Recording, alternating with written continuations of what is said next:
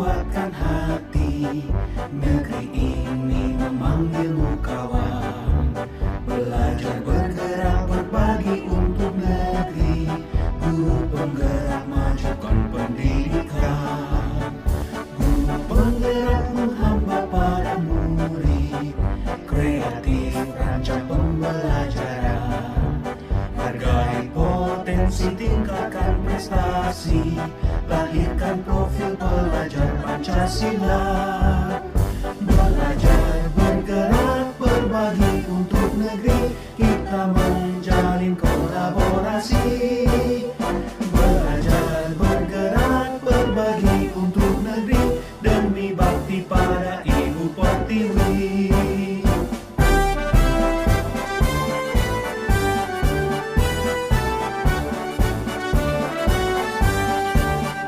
Bulatkan tekad, kuatkan hati, negeri ini memanggilmu kawan. Belajar bergerak berbagi untuk negeri, guru penggerak majukan pendidikan. Guru penggerak menghamba pada murid, kreatif rancang pembelajaran. Warahmatullahi wabarakatuh. Bismillahirrahmanirrahim. Alhamdulillahirrahmanirrahim. Assalatu wassalamu ala asrofil anbiya'i wal mursalin wa ala alihi wa sahbihi wa man. Yang saya hormati Bapak Kepala Sekolah SD Negeri Deradah 2. Yang saya hormati Bapak Ibu Dewan Guru SD Negeri Deradah Gelombang 2, dan yang saya hormati para rekan-rekan calon guru penggerak angkatan 7 Kabupaten Lamongan. Alhamdulillahirobbilalamin, puji syukur senantiasa kita panjatkan kepada Allah Subhanahu wa Ta'ala, yang mana pada kesempatan pagi yang indah ini, pada tanggal 19 Januari tahun 2023, kita semuanya diberikan kesempatan dalam keadaan sehat walafiat untuk mengikuti rangkaian acara diseminasi modul 1.4 budaya positif yang akan disampaikan oleh calon guru penggerak angkatan 7. Kedua kalinya, sholawat serta salam senantiasa kita haturkan kepada Nabi besar Muhammad Sallallahu Alaihi Wasallam, Nabi yang membawa kita dari ajaran agama Islamnya, dari ajaran yang kurang baik menuju ke ajaran yang baik. Baiklah rekan-rekan sekalian, pada pagi yang indah ini ada rangkaian kegiatan yang akan kita mulai. Yang pertama yaitu pembukaan, kemudian yang kedua sambutan dari Bapak Kepala Sekolah SD Negeri Deradah Gelombang 2, dan yang ketiga penyampaian diseminasi atau budaya positif yang akan disampaikan oleh calon guru penggerak Bu Ika. Kemudian dan yang terakhir adalah penutup. Untuk mengikuti rangkaian acara pada pagi hari ini, marilah kita buka acara ini dengan bacaan basmalah secara bersama-sama. Bismillahirrahmanirrahim. Acara selanjutnya yaitu sambutan dari Bapak Kepala Sekolah SD Negeri Deradah Gelombang 2. Kepada beliau kami persilakan.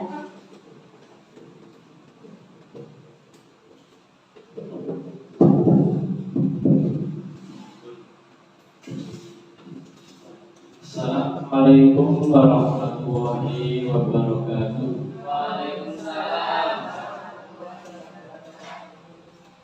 Alhamdulillahirabbil alamin. Wassalatu wassalamu ala asrofil anbiya'i wal mursalin wa ala alihi washabbihi ajmain. Amma ba'du. Kepada yang terhormat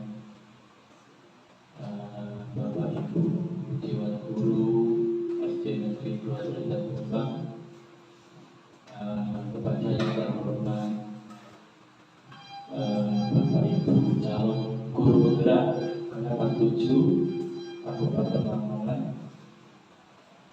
Pertama-tama marilah kita panjatkan puji syukur kehadirat Allah Subhanahu wa taala yang telah memberikan rahmat dan karunia. Pagi ini kita bisa mengakhiri diseminasi modul 1 di depan dengan positif di SD Negeri Kota Malang dengan sehat walafiat. Salam tetap tercurahkan pada junjungan kita Nabi besar Muhammad SAW yang telah memberikan keterangan lewat ajaran agama Islam. Kita bisa mengetahui mana yang hak dan mana yang batil. Bapak Ibu yang saya hormati,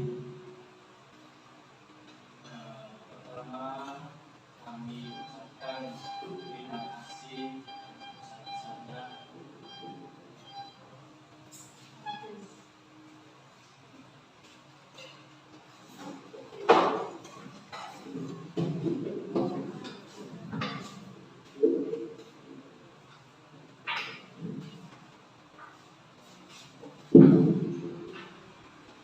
Pertama, kami mengucapkan terima kasih yang sebesar-besarnya pada Bapak Ibu Dewan Guru yang bersedia mengikuti kegiatan modul ini, destinasi ini.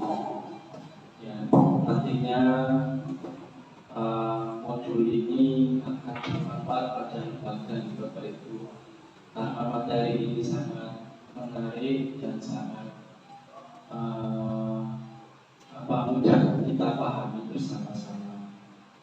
Saya berpesan pada Bapak Ibu yang mengikuti kegiatan modul ini, ya kita nanti berkolaborasi Bapak Ibu, bersama-sama berkolaborasi menciptakan budaya positif di lembaga tercinta. Yang kedua kalinya saya mengucapkan selamat datang kepada rekan saya, calon guru penggerak kelas 74 ya. Selamat datang di lembaga kami tercinta. Ya, semoga kita di sini nanti kegiatannya berjalan dengan baik dan lancar. Yang ketiga, saya berpesan pada Bapak Ibu Dewan Guru yang berminat nantinya mengikuti angkatan selanjutnya calon guru penggerak. Karena apa? Menjadi calon guru penggerak itu ibaratnya luar biasa Bapak Ibu, ilmunya juga luar biasa. Saya minta Bapak Ibu Dewan Guru yang belum mendaftar nantinya segera mendaftar karena program ini sangat luar biasa. Itu saja yang dapat kami sampaikan. Kurang lebihnya saya mohon maaf. Assalamualaikum warahmatullahi wabarakatuh.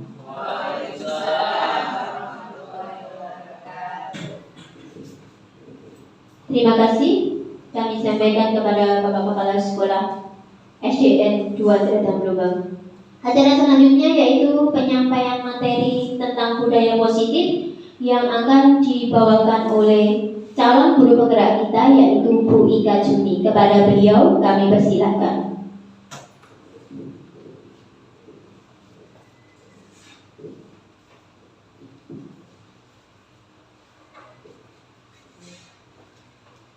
Bismillahirrahmanirrahim. Assalamualaikum warahmatullahi wabarakatuh. Waalaikumsalam warahmatullahi wabarakatuh.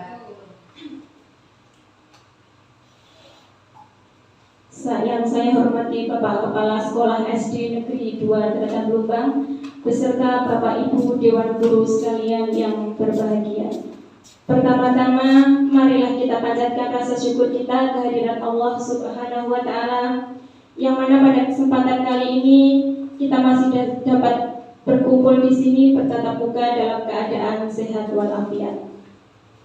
Kedua kalinya selawat serta salam semoga tetap tercurahkan kepada junjungan kita Nabi besar Muhammad SAW, karena berkat ajaran beliau kita semua dapat membedakan mana perkara yang baik dan mana perkara yang kurang baik.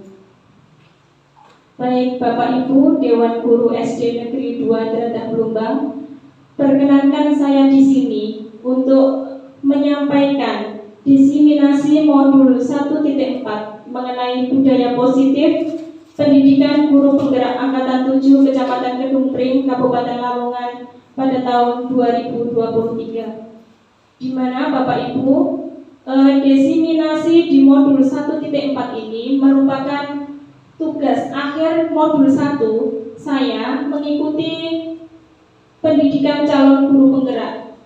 Saya harus melakukan aksi nyata, yaitu pemahaman dan pengalaman budaya positif, khususnya di SD Negeri 2 Deratah Blumbang.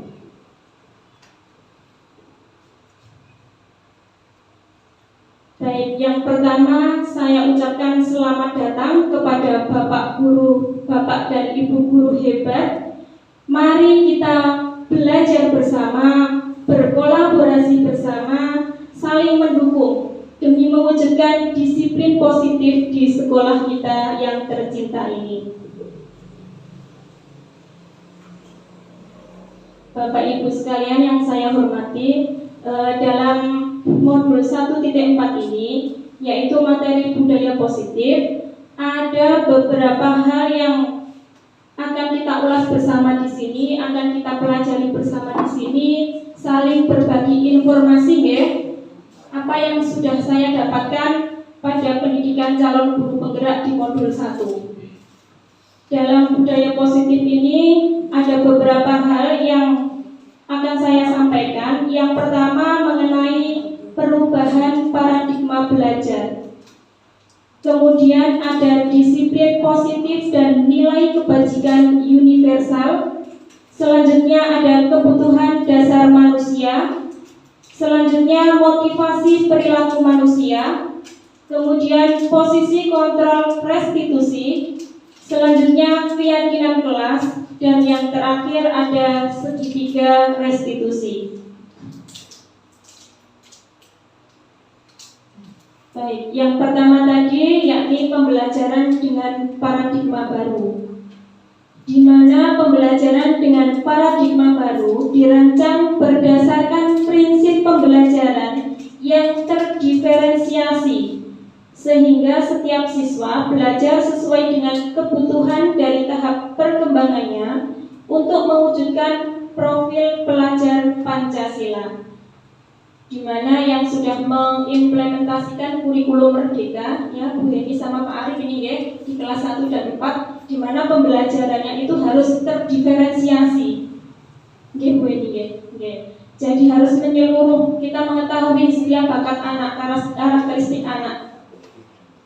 Tentunya untuk mencetak generasi yang unggul sesuai yang diharapkan, yaitu sesuai dengan profil pelajar Pancasila. Dalam profil pelajar Pancasila ada berapa dimensi nggih Bu? Ada 6 dimensi. Apa saja nggih?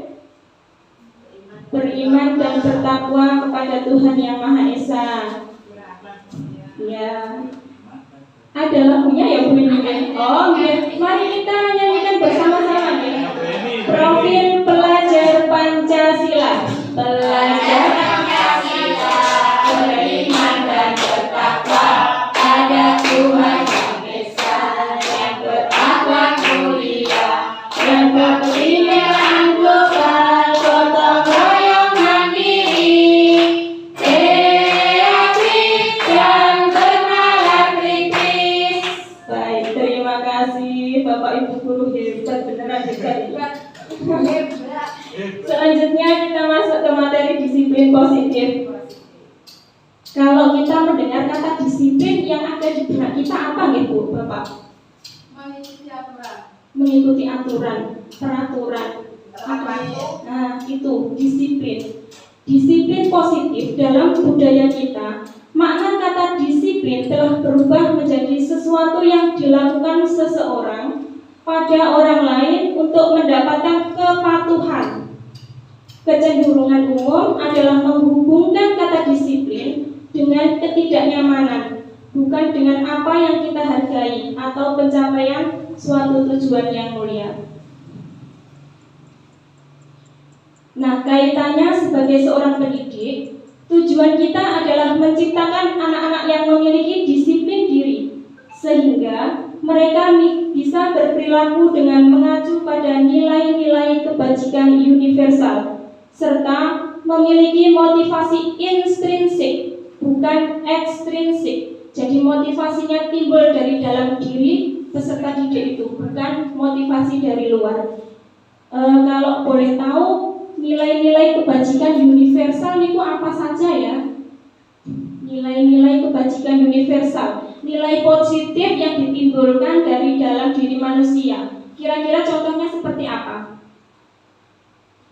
Menghargai perbedaan. Menghargai. Oke, selanjutnya jujur, tertib, disiplin, berani, bertanggung jawab. Itu semua masih banyak lagi ya contohnya. Itu semua adalah nilai-nilai kebajikan universal. Nah, dari yang sudah saya sampaikan tadi, dapat diambil kesimpulan bahwa disiplin positif itu merupakan salah satu cara penerapan disiplin yang bertujuan untuk menumbuhkan kesadaran serta memberdayakan anak untuk melakukan sesuatu tanpa paksaan, ancaman, maupun hukuman. Jadi siswa itu sadar dari dalam diri mereka sendiri. Bukan karena ada hukuman saya melakukan ini, bukan karena ancaman saya melakukan hal ini. Jadi semua itu timbul atas kesadaran dari diri mereka sendiri-sendiri, dari dirinya sendiri.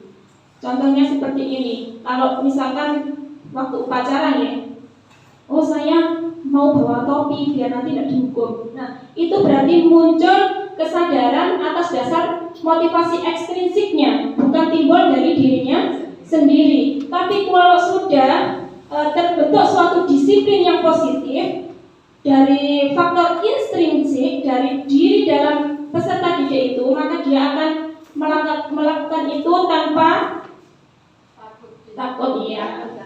Oke, lanjut. Ya, jadi dalam melakukan disiplin positif tadi, setiap manusia juga membutuhkan kebutuhan dasar manusia. Jadi setiap manusia mempunyai kebutuhan dasar. Apa saja kebutuhan dasar yang harus dimiliki oleh manusia? Yang pertama ada kebutuhan bertahan hidup. Selanjutnya ada kebutuhan kasih sayang dan rasa diterima. Selanjutnya ada kebutuhan dasar penguasaan. Selanjutnya ada kebutuhan dasar kebebasan, dan yang terakhir ada kebutuhan dasar manusia yaitu kesenangan. Itu yang nomor 2 itu Pak Panca sangat suka. Oh, oke. Baik, kita ulas satu-satu ya kebutuhan dasar manusia. Yang pertama tadi ada kebutuhan bertahan hidup atau survival, di mana kebutuhan yang bersifat fisiologis untuk bertahan hidup, misalnya kesehatan, rumah, makanan, serta kebutuhan biologis. Kalau dalam bahasa Jawa apa nih? Sandang, pangan, itu juga merupakan kebutuhan dasar manusia yang termasuk dalam kebutuhan untuk bertahan hidup.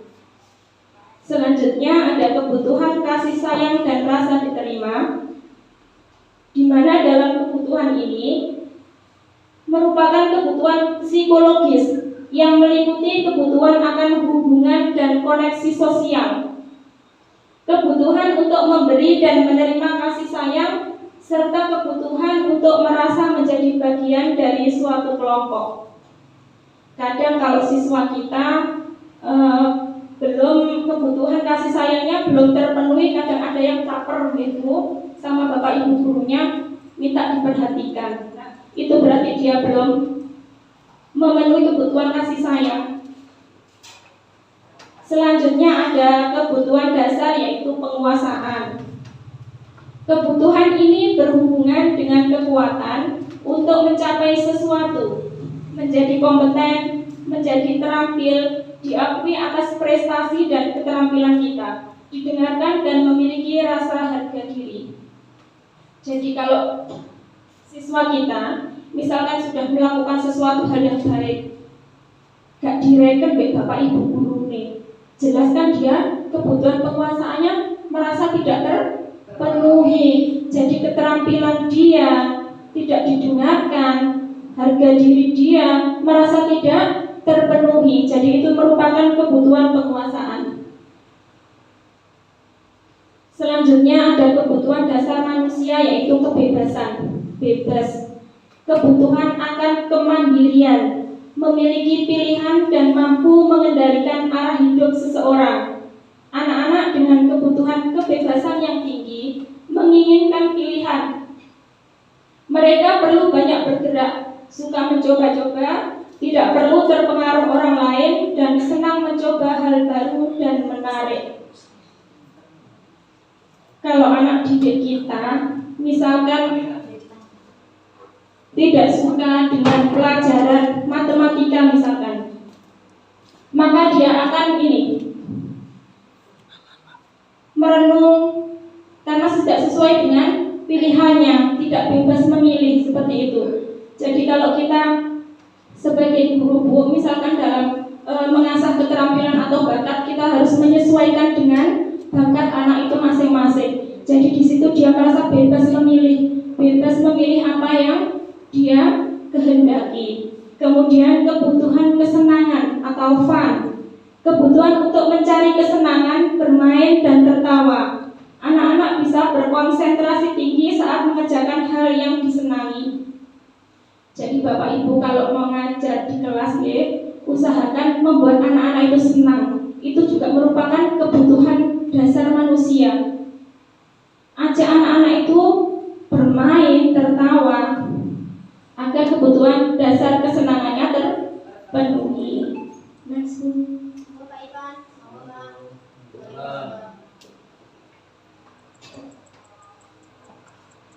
Setelah kebutuhan dasar, kita masuk ke motivasi perilaku manusia. Kalau kita dengar kata motivasi, identik dengan apa, Mbak? Dorongan, motivasi, dorongan. Motivasi merupakan dorongan yang timbul pada diri seseorang secara sadar atau tidak sadar untuk melakukan sesuatu tindakan dengan tujuan tertentu. Jadi dalam motivasi perilaku manusia ini terdapat 3 pengelompokan. Yang pertama, menghindari ketidaknyamanan dan hukuman. Jadi dia mendapatkan motivasi karena ingin menghindari ketidaknyamanan dan hukuman.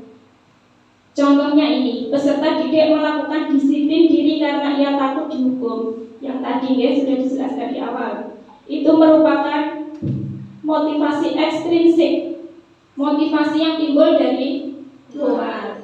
Kemudian mendapatkan imbalan atau penghargaan dari orang lain. Contohnya, peserta didik melakukan disiplin diri karena ia ingin mendapatkan imbalan. Dan ini juga merupakan faktor ekstrinsik, faktor yang timbul bukan dari kesadaran diri siswa itu sendiri. Selanjutnya, ada menghargai nilai-nilai kebajikan diri sendiri. Nah, ini yang perlu ditanamkan pada peserta didik kita. Jadi mereka sudah mempunyai nilai-nilai kebajikan yang tadi sudah dibahas di awal, nilai-nilai kebajikan universal, ada bertanggung jawab, mandiri, dan lain sebagainya tadi ya. Peserta didik melakukan disiplin diri karena sadar. Mereka sadar akan nilai kebajikan yang ada di dirinya. Jadi kalau sudah mempunyai rasa tanggung jawab, tanpa diperintah pun dia akan melaksanakannya. Itu dinamakan motivasi secara intrinsik yang sudah tertanam dalam diri siswa. Next.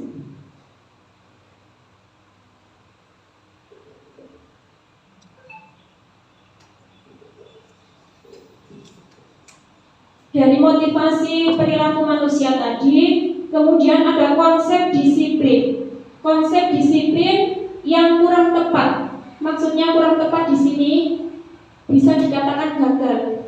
Ada apa saja itu? Yang pertama ada hukuman. Kenapa hukuman bisa dikatakan gagal? Karena pasti hukuman itu menyakitkan ya.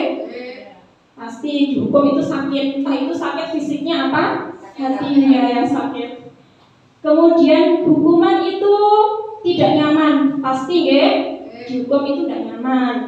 Kemudian peserta didik takut. Nah itu tadi. Iya, bahaya.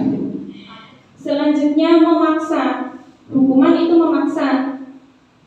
Kadang ada peserta didik melakukan kesalahan, dipaksa sama bapak ibu gurunya. Kamu sudah melakukan ini, kamu harus ini. Ayo lari 3 kali putaran. Nah itu hukuman. Dan itu konsep disiplin yang gagal Bapak Ibu ya. Ternyata itu gagal. Padahal iya. Oh tidak boleh ya.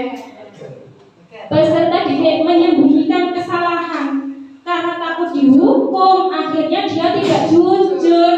Dan itu kalau terus dilakukan, akhirnya akan terus-menerus tidak jujur. Jadi peserta didik kalau dihukum takut dihukum, akhirnya dia tidak jujur. Selanjutnya peserta didik menjadi rendah diri, gak pede, minder karena sudah dihukum bapak ibu guru izin dia.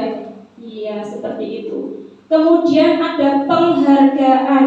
Nah, lapo penghargaan ini kok dianggap gagal? Kenapa? Karena penghargaan itu tidak efektif. Kadang kita ini ya sering ini dapat penghargaan, padahal itu suatu konsep disiplin yang tidak baik sebenarnya. Karena merusak hubungan sifat diri, hubungan dia dengan teman-temannya. Kemudian mematikan kreativitas. Maksudnya begini, kenapa kok mematikan kreativitas? Misalkan anak sudah melakukan A, dia dikasih penghargaan sama bapak ibu gurunya, dikasih penghargaan. Nah, ketika anak dikasih penghargaan itu, dia mikir, saya seperti ini saja sudah dapat penghargaan dari bapak ibu guru. Saya tidak perlu melakukan hal yang lain yang lebih baik. Nah, ternyata itu merupakan konsep disiplin yang dianggap gagal ya. Kemudian merampas hak menghargai dirinya. Dari contoh tadi, akhirnya dia kurang menghargai diri sendiri.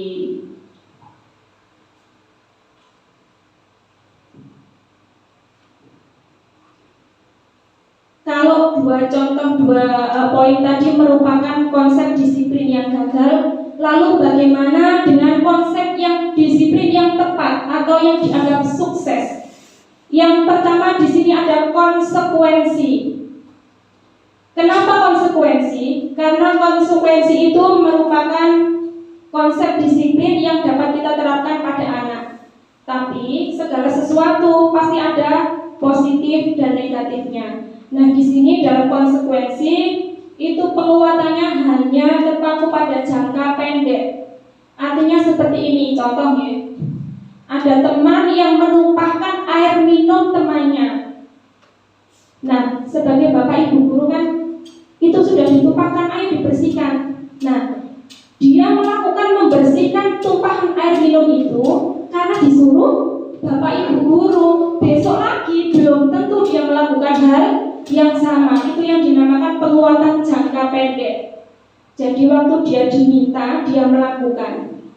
Kemudian perlu monitoring berkelanjutan. Nah, jadi perlu diingatkan terus-menerus itu konsekuensi.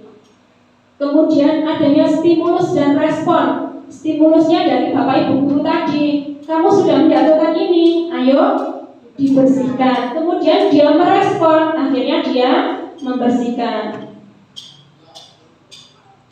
Kemudian peserta didik menghormati peraturan.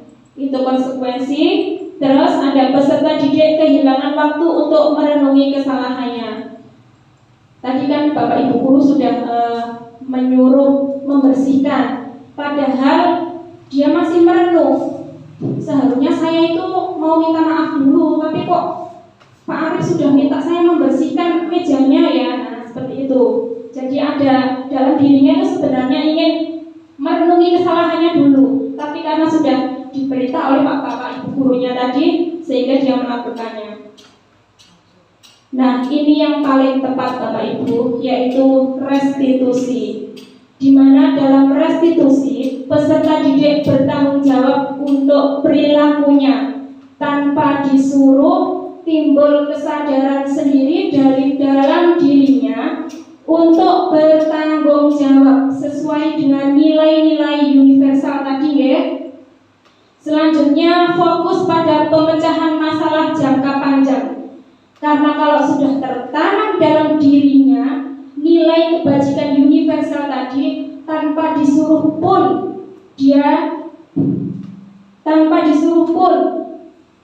prosesnya ini sudah bisa proses jangka panjang. Jadi berkelanjutan, terus-menerus dia melakukan kebaikan.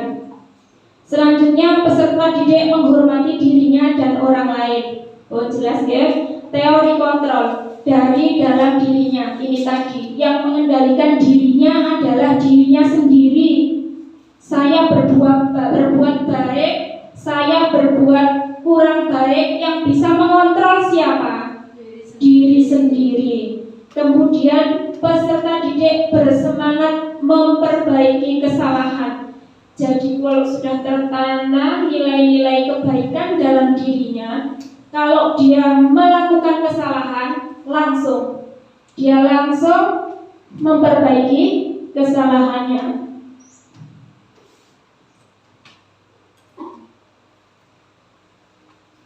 Nah, berbicara tentang restitusi tadi, ini adalah konsep disiplin dengan pendekatan restitusi yang kita pendekatan yang dianggap sukses tadi ya. Sebuah cara apa itu restitusi? Restitusi adalah sebuah cara menanamkan disiplin positif pada peserta didik. Restitusi merupakan proses menciptakan kondisi bagi peserta didik untuk memperbaiki kesalahan mereka, sehingga mereka bisa kembali pada kelompok mereka dengan karakter yang lebih baik. Ini dikemukakan oleh Gosen tahun 2004. Di mana ciri-ciri restitusi yang pertama bukan untuk menebus kesalahan, namun untuk belajar dari kesalahan. Itu merupakan motivasi jangka panjangnya. Jadi dia belajar dari kesalahan, akhirnya tidak melakukan kesalahan yang sama. Kemudian memperbaiki hubungan, tawaran bukan paksaan. Jadi nek wis tertanam dalam dirinya nilai kebajikan tadi, tidak perlu dipaksa. Dia sudah melakukan secara otomatis sendiri karena tahu itu baik. Selanjutnya restitusi menuntun untuk melihat ke dalam diri. Restitusi mencari kebutuhan dasar yang mendasari tindakan. Restitusi diri adalah cara yang paling baik. Restitusi fokus pada karakter bukan tindakan. Jadi tujuannya ini ya, menanamkan karakter baik pada peserta didik, bukan hanya tindakannya karena paksaan tadi sehingga dia melakukan tindakan ini. Restitusi fokus pada solusi. Selanjutnya yang terakhir, restitusi mengembalikan murid yang berbuat salah pada kelompoknya. Jadi mereka tidak minder dengan teman-temannya, tidak izin.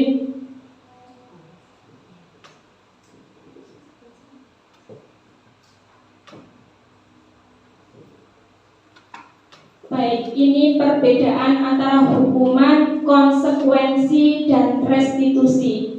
Saya ambil contoh kasus di sini, siswa terlambat datang ke sekolah. Dinamakan hukuman jika guru menghukum siswa dengan lari 3 kali putaran halaman sekolah. Pernah nopo mboten Bu? Pernah. Kamu ketinggalan, wes saiki 3 kali putaran lapangan diumeti. Nah, guru marah dan murid menjadi takut pasti nggih. Nek ana murid kari. Lapo kok kari? Wes saiki ayo lapangan diumeti 3 kali. Nah, itu merupakan hukuman. Kemudian yang dinamakan konsekuensi. Jika guru memberikan konsekuensi pada siswa yang terlambat, terlambat. Guru tegas dan siswa menghormati peraturan. Itu yang dinamakan konsekuensi. Jadi ini merupakan disiplin yang kurang tepat. Ada anak yang terlambat. Kenapa kamu terlambat? Sekarang kamu duduk di depan sampai bel istirahat berbunyi. Tidak boleh masuk. Lah siswa piye? Ya ikut apa kata bu guru nggih. Dia mematuhi peraturannya karena merasa menghormati peraturan yang diberikan oleh Bapak Ibu guru. Nah, kemudian ini yang paling tepat. Dalam kasus siswa terlambat datang sekolah, Bapak Ibu guru bisa melakukan restitusi. Guru menanyakan keyakinan kelas atau dirinya dan membantu siswa menyelesaikan masalahnya. Guru terbuka dan siswa menghormati dirinya dan orang lain. Ketika tahu muridnya datang terlambat, Bapak Ibu guru tidak marah, tapi ditanya, peserta didiknya ditanya siswanya, kamu kenapa kok datang terlambat? Misalkan dijawab, iya bu, karena tadi malam saya tidurnya, iya begadang apa. Nah, guru pun menanyakan bagaimana menyelesaikan masalahnya. Nah, kalau seperti itu, sebaiknya apa yang perlu kamu lakukan? Nek begadang, kalau begadang jadi dia terlambat, akhirnya itu piye? Tidurnya jangan malam-malam, ya.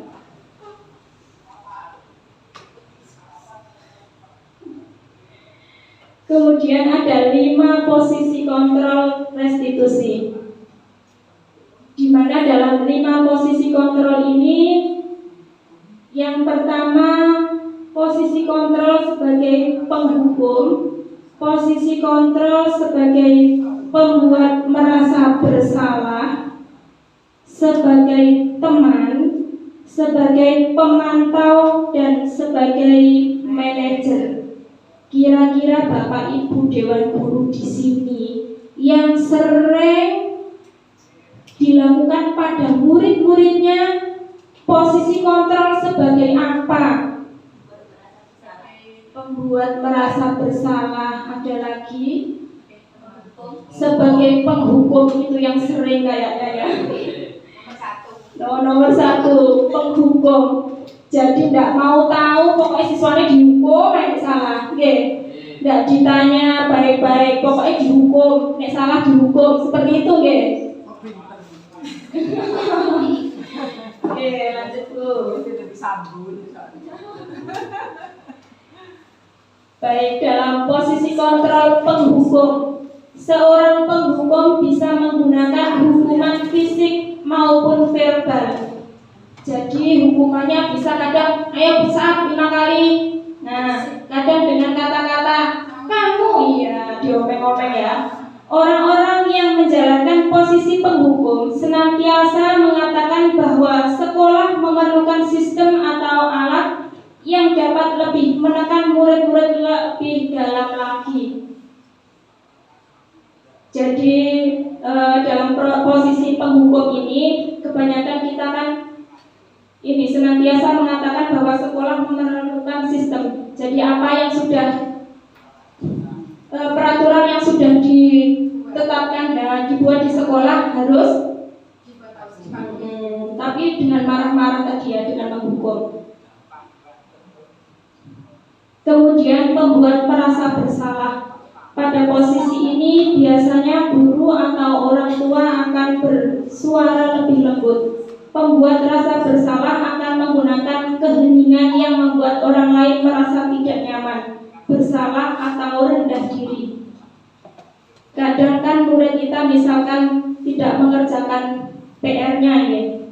Bapak Ibu guru kalau ini pembuat merasa bersalah, dalam posisi kontrolnya pembuat merasa bersalah, yang dilontarkan pada anak-anak kira-kira seperti apa Bu kali ini? Pembuat merasa bersalah menggunakan keheningan. Kamu itu wis bolak-balik kok gak ngerti erai. Ini mengecewakan Bapak Ibu guru. Nah, walaupun lirik, tapi itu baik apa enggak? Tidak, walaupun suaranya gak bentak-bentak, tapi itu tidak baik juga Bu. Kemudian Kemudian selanjutnya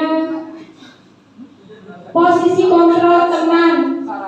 Besti kayak guru ini. Nah, ketiga, posisi kontrol teman. Guru pada posisi ini tidak akan menyakiti murid, merasa temannya kan, tidak disakiti. Namun akan tetap berupaya mengontrol murid melalui pendekatan persuasif. Posisi teman pada guru ini bisa berdampak negatif atau berdampak positif. Kira-kira kalau dampak negatifnya seperti apa, Bu? Kadang kan, oh, guru mikir kok kocokku. Nah, mikir kan, nggih. Nah, ya. Kalau dampak positifnya, kadang kan gini.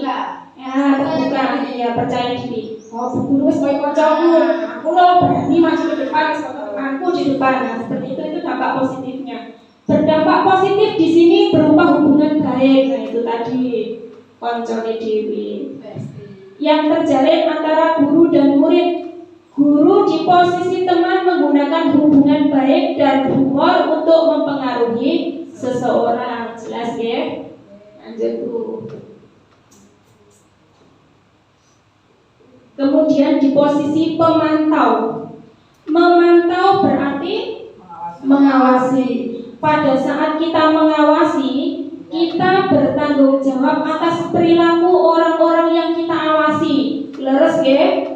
Ya, jadi ngawasi mesti toh. Kalau tinggal ngapune wong nggih. Posisi pemantau berdasarkan pada peraturan-peraturan dan konsekuensi. Dengan menggunakan sanksi atau konsekuensi, kita dapat memisahkan hubungan pribadi kita dengan murid sebagai seseorang yang menjalankan posisi pemantau. Kira-kira yang sering menjalankan posisi pemantau dalam lingkup lembaga kita ini guru olahraga ada itu posisi pemantau. Dan yang terakhir ada posisi manajer. Dan ini merupakan posisi kontrol yang paling tepat sebagai manajer, yaitu posisi di mana guru berbuat sesuatu bersama dengan murid, tidak menyalahkan tapi dipecahkan secara bersama-sama, mempersilahkan murid mempertanggungjawabkan perilakunya. Jadi ditanya dulu alasannya apa melakukan suatu kesalahan, mendukung murid agar dapat menemukan solusi. Nah, setelah kamu melakukan ini, baiknya seperti apa? Jadi Bapak Ibu guru menanyakan ke muridnya. Jadi mereka nanti timbul kok dalam diri sendiri itu timbul. Maksudnya tahu apa yang harus saya lakukan itu tahu. Seorang manajer telah memiliki keterampilan di posisi teman maupun pemantau. Kalau sudah jadi manajer, bisa jadi bestie tadi, bisa jadi temannya anak-anak, juga bisa sebagai pemantau. Dan dengan demikian, bisa jadi di waktu-waktu tertentu kembali kepada kedua posisi tersebut bila diperlukan.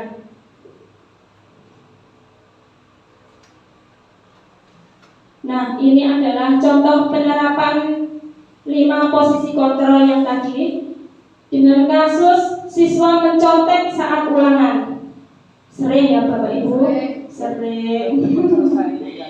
Di mana dalam posisi penghukum, dikatakan penghukum jika Bapak dan Ibu gurunya melontarkan kata-kata seperti ini: segera kumpulkan ulanganmu dan berdiri di depan kelas.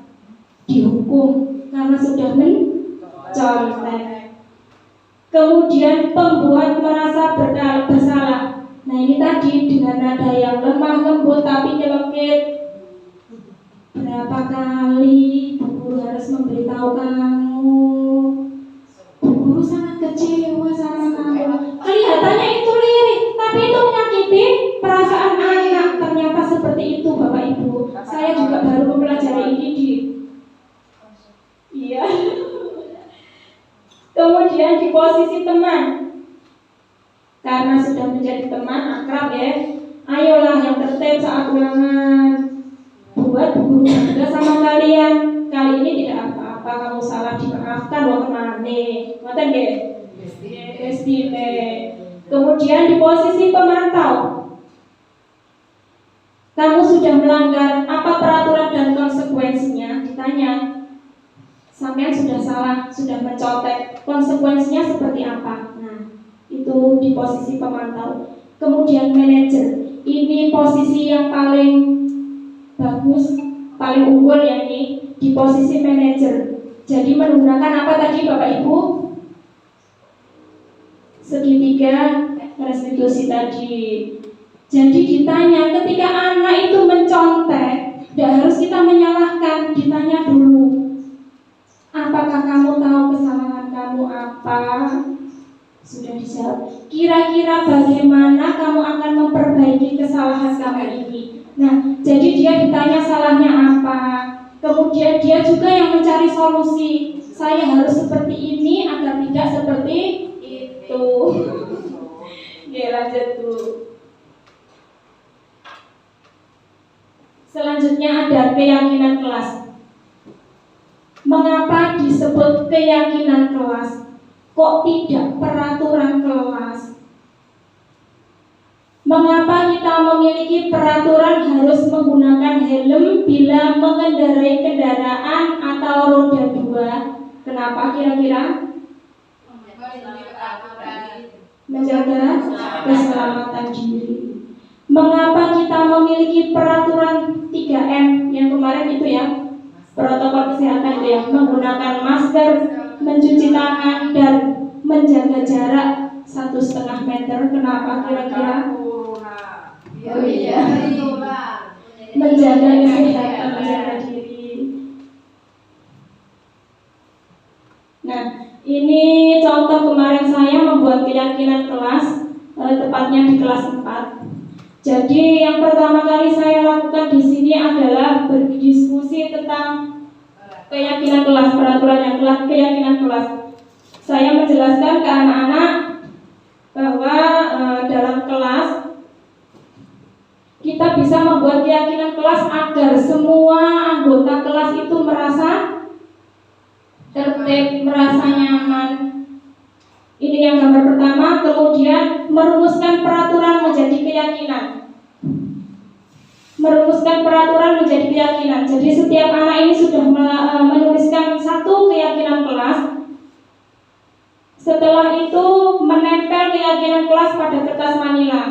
Setelah mereka menempelkan di depan, saya memilah dan memilih, maksudnya saya kelompokkan mana peraturan yang sama dan mana peraturan yang berbeda. Jadi saya kelompokkan menjadi next selanjutnya Bu ada. Nah, ini ada 8 keyakinan kelas di kelas 4 kemarin. Yang pertama menjaga kebersihan dan keindahan. Ini yang saya tulis ini sudah kesepakatan bersama. Jadi semua anggota kelas di kelas 4 sudah sepakat bahwa keyakinan yang pertama adalah menjaga kebersihan dan keindahan. Menjaga kebersihan ya, kebersihan kelas dan lingkungan sekitarnya. Kemudian disiplin waktu, tidak terlambat. Kemudian saling membantu dan bekerja sama. Menerapkan senyum, salam, sapa, sopan, dan santun. Jadi sama teman-temannya harus senyum, mengucapkan salam, sapa ya. Kemudian saling menghormati, belajar dengan semangat dan percaya diri, menghargai guru dan teman yang sedang berbicara, dan yang terakhir ada gemar membaca.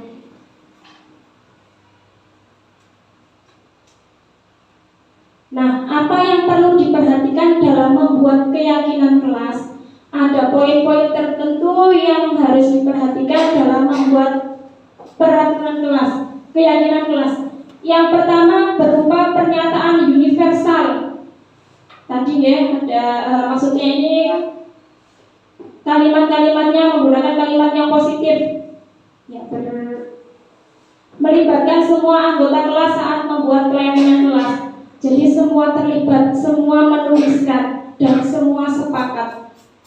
Kemudian lebih abstrak dari peraturan, sesuai dengan kondisi kelas agar mudah diterapkan. Jadi keyakinan kelas, misalkan kelas 1 sampai dengan kelas 6 berbeda, tidak apa-apa. Karena itu sudah keyakinan kelasnya sendiri-sendiri. Kelas 1 menghendaki menghendaki keyakinan seperti ini, kelas 2 seperti ini, tidak apa-apa. Menggunakan kalimat yang sederhana agar mudah diingat. Nah, itu.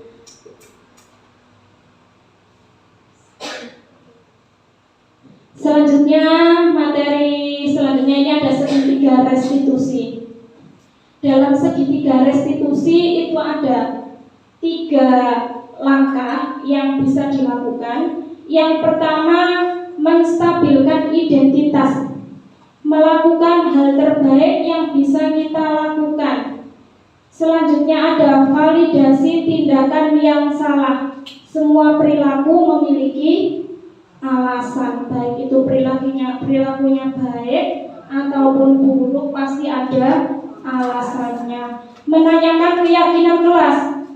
Kita semua memiliki motivasi internal. Jadi tadi kalau sudah tertanam dalam diri peserta didik mempunyai nilai-nilai kebajikan, pasti dia akan termotivasi dengan apa yang sudah dia miliki tadi. Sikap bertanggung jawab, jujur, dan lain sebagainya tadi. Nah, ini ada contoh penerapan segitiga restitusi. Dengan kasus siswa datang terlambat.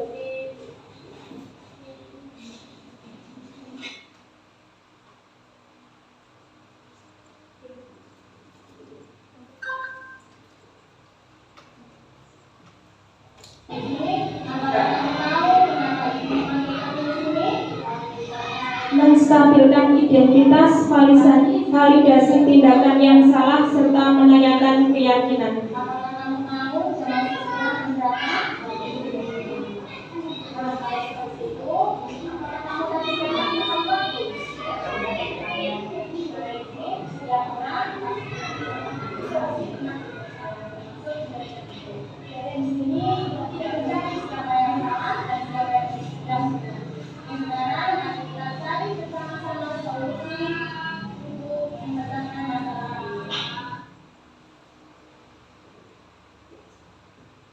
Ya, dalam kasus siswa datang terlambat tadi, apa yang dilakukan sebagai seorang manajer dengan pendekatan restitusi, yaitu yang pertama adalah menstabilkan identitas. Ditanya, ini namanya Zivana ya, Zizi, kenapa kamu datang terlambat? Nah, ditanya dulu sama guru. Kemudian melakukan validasi tindakan yang salah, menyatakan alasan dan sebagainya, kemudian menanyakan keyakinan. Kalau datang tadi kan sudah dijelaskan ya, disiplin waktu, keyakinan kelasnya. Ternyata dia datang terlambat. Nah, ditanyakan apakah datang terlambat itu sudah memenuhi keyakinan kelas kita? Dia jawab tidak. Nah, setelah dia jawab tidak, dia akan memberikan solusi. Guru menanyakan lagi, lalu apa yang akan kamu lakukan selanjutnya? Nah, dijawab oleh gurunya. Jadi dia itu timbul rasa itu tadi, nilai kebajikan yang ada di dalam dirinya. Dia menyampaikan alasannya seperti ini dan saya harus seperti ini, seperti itu. Ini kasus yang kedua, mencontek saat ulangan.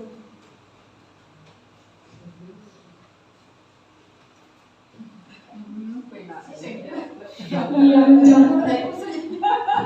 Lanjut dulu. Menstabilkan identitas.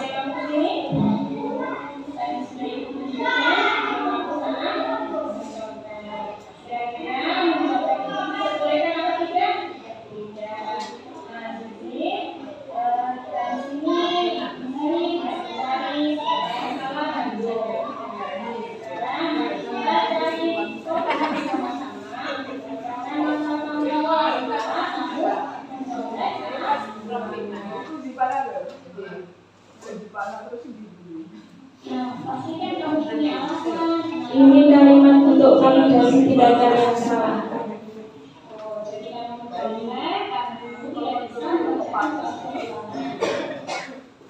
Dia mencontek, melakukan mencontek itu karena apa? Gak iso garap, Bu.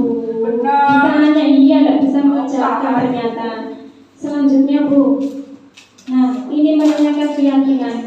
Apakah mencontek itu merupakan keyakinan kelas kita?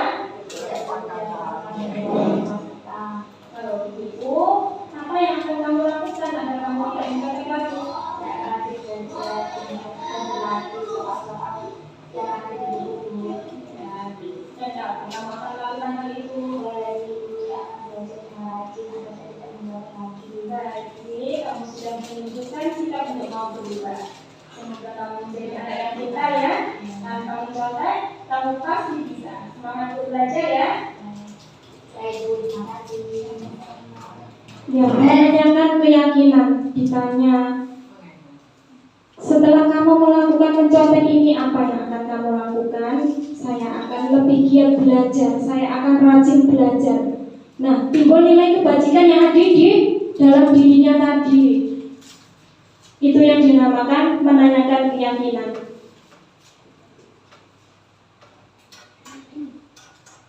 Nah, Bapak Ibu, dalam penerapan disiplin positif ini, hendaknya kita sebagai guru memiliki standar kepribadian profesional dan sosial yang baik, di mana guru mampu berefleksi pada posisi kontrolnya saat ini. Bagaimana perjalanan dirinya sebagai manajer. Jadi bukan penghukum lagi, bukan pembuat merasa bersalah lagi. Kita harus bisa mencoba untuk memposisikan diri sebagai manajer, menuntun peserta didik menjadi pribadi yang mandiri, merdeka, serta bertanggung jawab.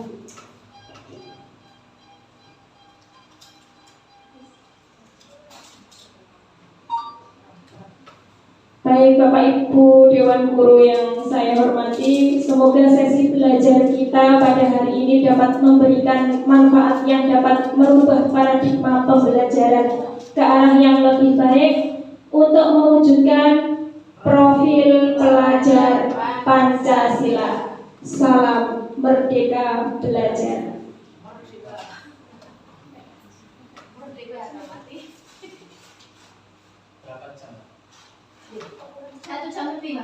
Baik, terima kasih Bapak Ibu Guru atas waktunya.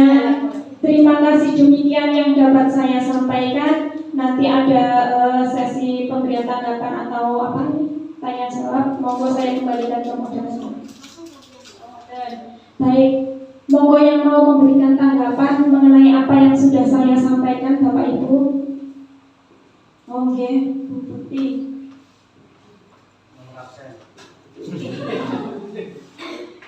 Assalamualaikum warahmatullahi wabarakatuh.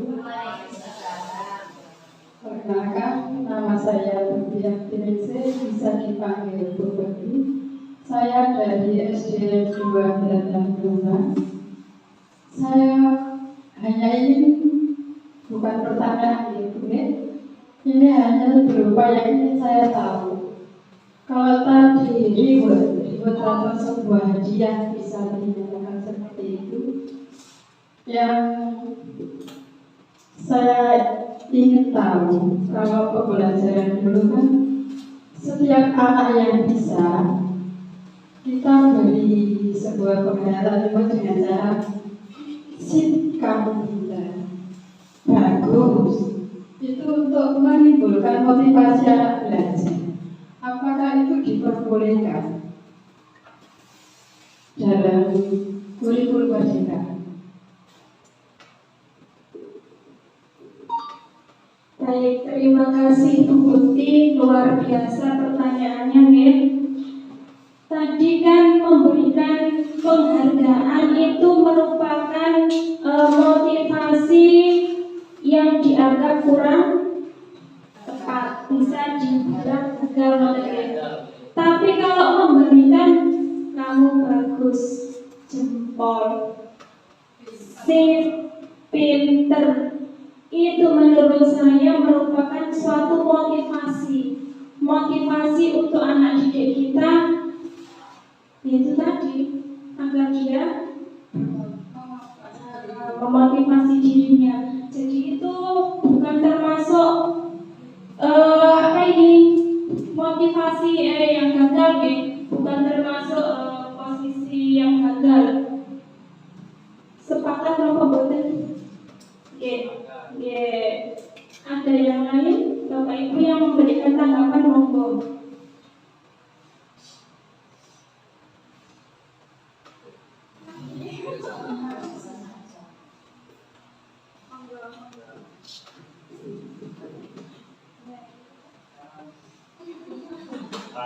Terima kasih, tadi sudah memberikan sebuah pernyataan yang menjadi unek-unek di dalam hati, karena Saya di kelas 5 itu masih menggunakan kurikulum 13. Jadi mungkin di Merdeka Belajar ini tahun depan bisa membuat saya bisa mengerti paling tidak garis besarnya apa itu kurikulum Merdeka Belajar. Terima kasih Bina. Oke, sama-sama Bu Putih, terima kasih. Bapak Ibu guru, demikian yang dapat saya sampaikan sesi belajar kita pada hari ini. Saya ucapkan terima kasih yang sebesar-besarnya. Saya akhiri, Assalamualaikum warahmatullahi wabarakatuh.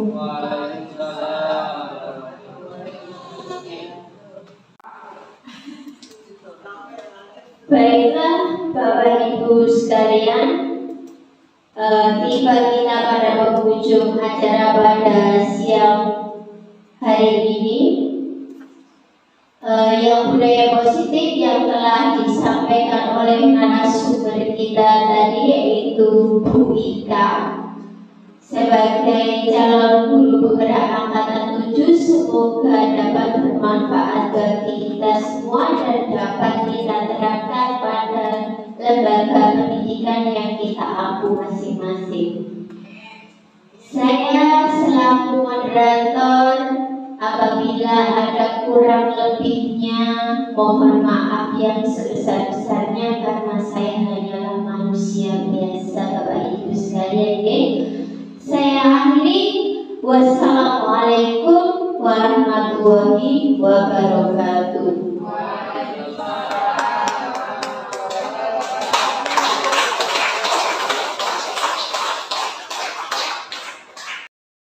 Assalamualaikum warahmatullahi wabarakatuh.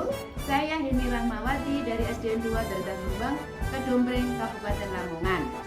Menurut saya dari apa yang dipaparkan Bu Ika tentang budaya positif itu sangat bagus sekali diterapkan di sekolah ini. Karena dalam penerapan disiplin positif ini, hendaknya guru memiliki standar kepribadian, profesional dan sosial yang baik, di mana guru mampu berefleksi pada posisi kontrolnya saat ini. Bagaimana perjalanan dirinya sebagai manajer yang menuntun peserta didik menjadi pribadi yang mandiri, merdeka, serta bertanggung jawab. Demikianlah apa yang bisa saya sampaikan. Wabillahi taufiq wal hidayah. Assalamualaikum warahmatullahi wabarakatuh.